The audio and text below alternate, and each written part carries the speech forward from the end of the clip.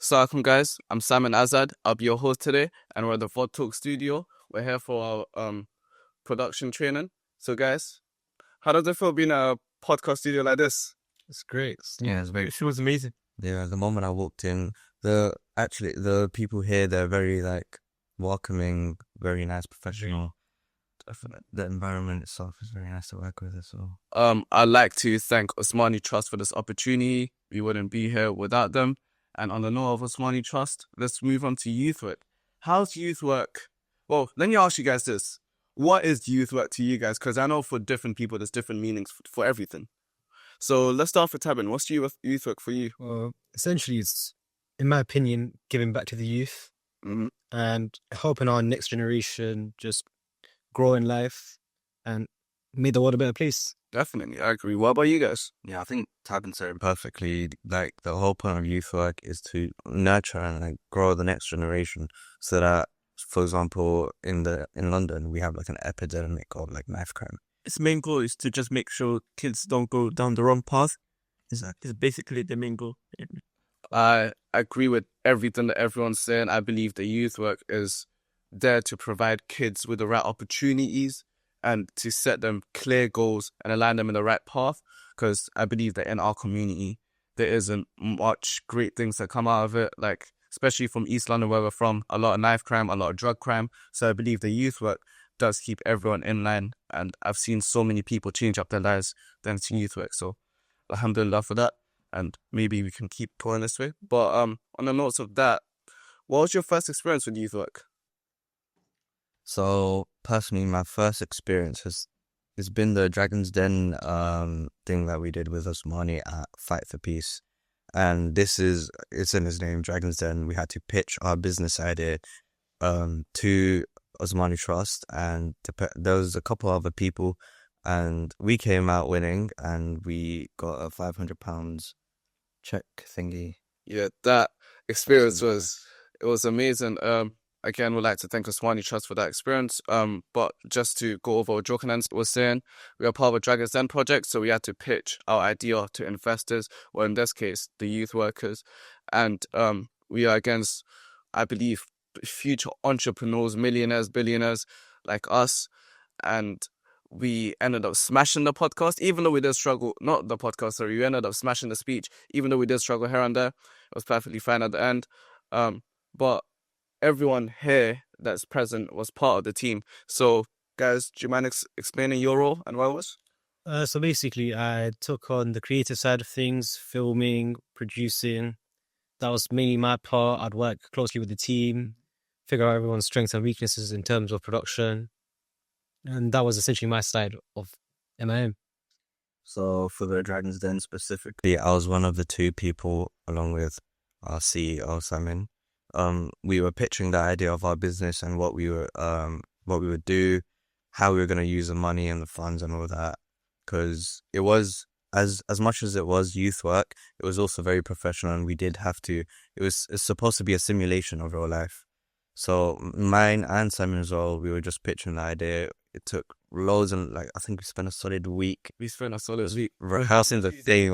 The last 2 days we were really struggling. So I remember we brought a few people in, and I wasn't really happy with the work. So that session was meant to last until 6 o'clock. I think I kept everyone back down till 8 o'clock to make sure that we got it perfectly without missing a single breath.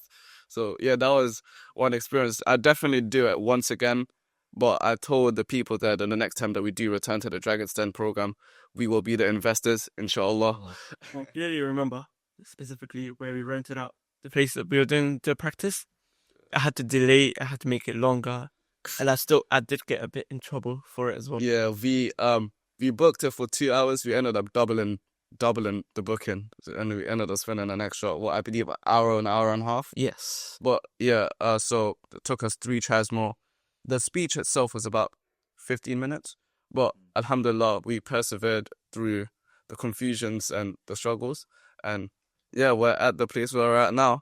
And on the notes of being grateful for where we're at now, how has youth work helped you guys to achieve your goals and do what you're doing? Because obviously there's a Dragon's Den program, but how is it going to help you in the future and your future careers? How is it an example for you? So, personally, from previous experiences, it helped me stay safe in the streets because I used to hang out with friends out at late night. Right now, I've gotten so much help from them in terms of networking, banking, financing, especially Bowen in Newham. They've helped me a lot, and hopefully they continue to help me in the future in terms of degree apprenticeships, university applications, in basically careers, getting into careers mostly. So yeah. So, youth working for me on a person, obviously it kept me out the street, but in all honesty, I was never really into like all that like street drill stuff like that. I was never into it in the first place. I was always like a bit reserved growing up, but going into youth work and like meeting other people, definitely helped my socializing skills.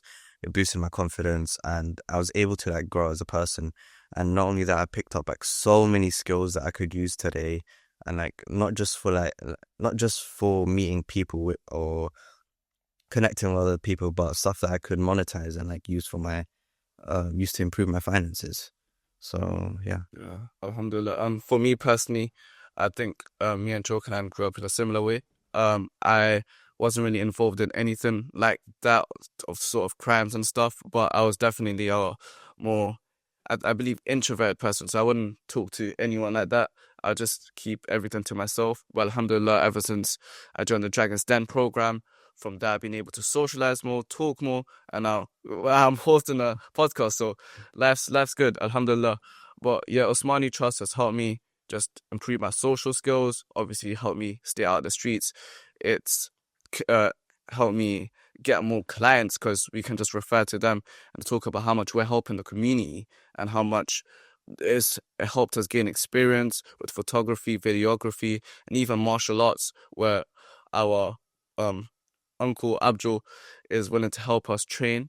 So yeah, Osmani Trust and other youth work has done amazing bits for us, even at Fight for Peace, where they hosted the first event. That was the first place I actually went to do boxing. And Joken and I believe you're training there too. So how's the experience there? Training with Abdul is very interesting, as I come from a traditional boxing background and Abdul does Filipino boxing. So there's definitely like differences and stuff that I would not do in traditional boxing, but I can also definitely find stuff that I can do in traditional boxing.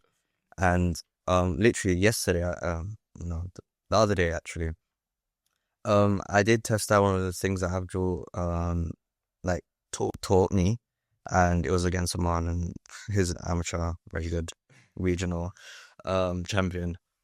But yeah, it works. It works for a solid like 2 times, and then he had Yeah, I think definitely for martial arts, it's important to learn different techniques. Even if it's boxing, it's important to get different sides of different worlds. Yeah. And understand it. Exactly. But Tavin, I didn't mean to skip you there. But what's your experience with youth work and how's it helped you? Essentially, growing up, I had a lot of bad social anxiety. So it'd be very hard for me to talk to people. But now, like, I started gaining connections here, learning how to socialize.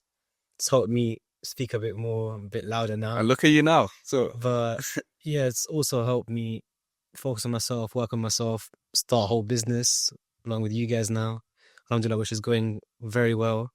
And it's building my portfolio, building up my CV. It's been great.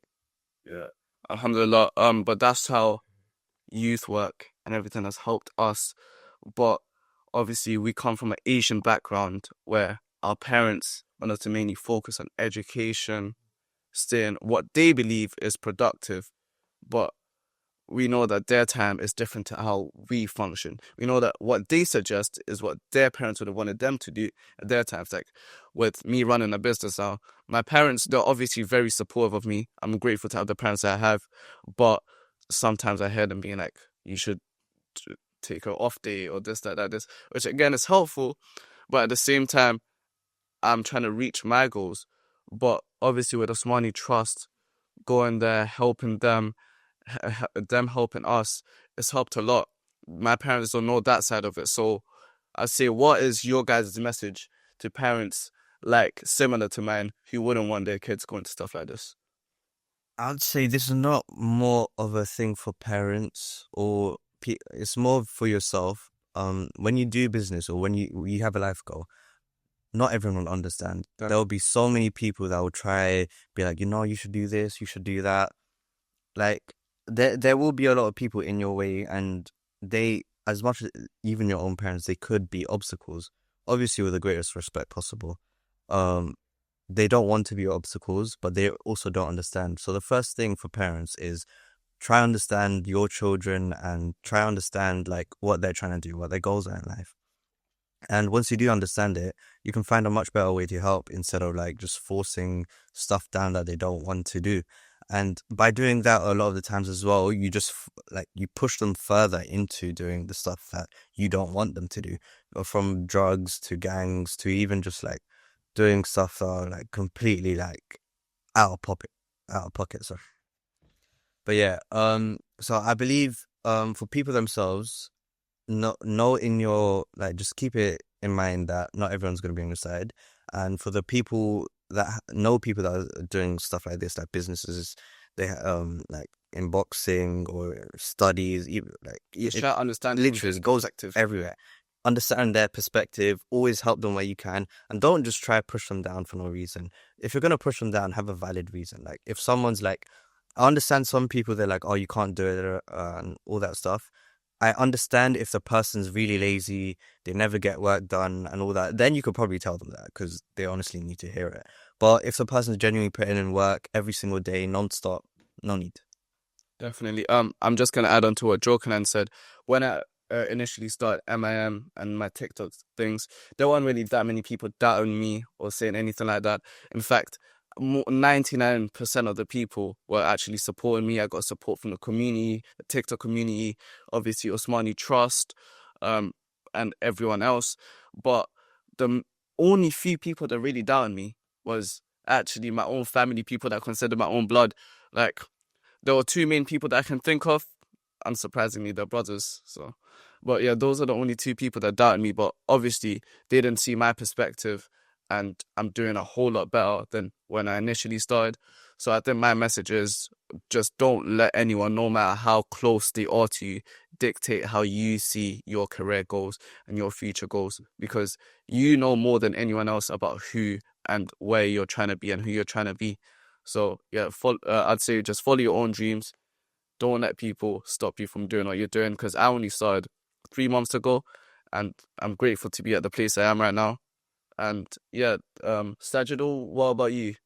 In terms of, let's say, my message towards parents, yes, is that if you're gonna deny something, or if you're gonna say something against what your children are doing, maybe try doing it first, see what they're going through, to then judge what they're doing as well. Because sometimes it's hard to like, let's say, neglect it or like escape from it. So sometimes you have to experience it yourself and then understand and find ways to just like how to deal with it. Just like how Joker and you have said. Yeah, definitely. I agree with that. So just, again, parents don't understand the same perspective as us because they are from a different time. I'm not trying to say that they're ancient, but just, well, it's Different views. yeah, different views, and things change very fast. Maybe we're going to look at our kids in 10, 15 years, inshallah, and say the same things. Maybe it's going to be, wow, aren't you going to the youth center? But by then, there's going to be something new. But honestly, at this modern age, I believe that everyone should be interacting with youth centers. Tabin, what do you think about what I just said? I agree with you. Like, try and look at it through their lens, because I know maybe 20 years down the line, I'm going to look at Michael, what are you doing, bro? It's like, what is this?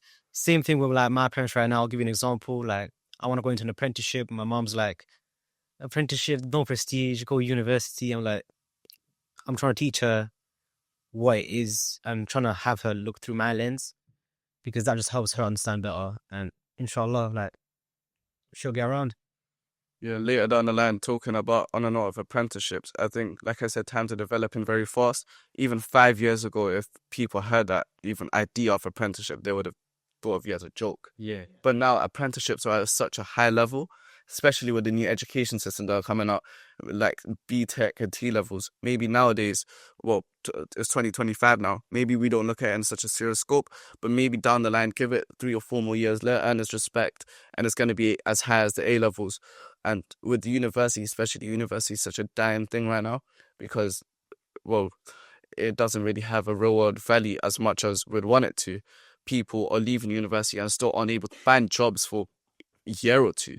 100%. But with apprenticeships now, it's getting a lot more competitive. So if you guys have not put in your applications, what are you doing? It's nearly November. So get to applying, guys. Get your future secured more than anything. And like I just said, or like we mentioned, don't let anyone dictate your future. It is your future for a reason. It is a you in it. And yeah, thank you guys for everything. That was the podcast. M-Man Productions, ladies and gentlemen.